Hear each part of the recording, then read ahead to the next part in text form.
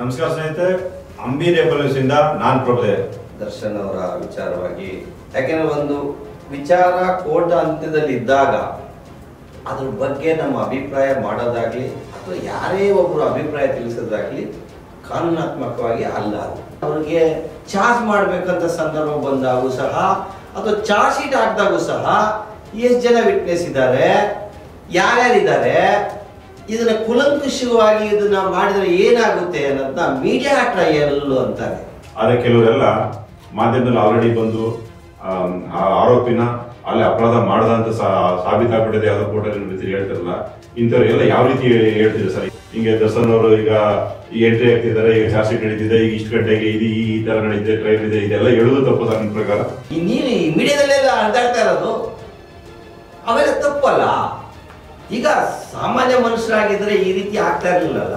ವೀಕ್ಷಿಸಿ ಮುಂದಿನ ಸಂಚಿಕೆಯಲ್ಲಿ.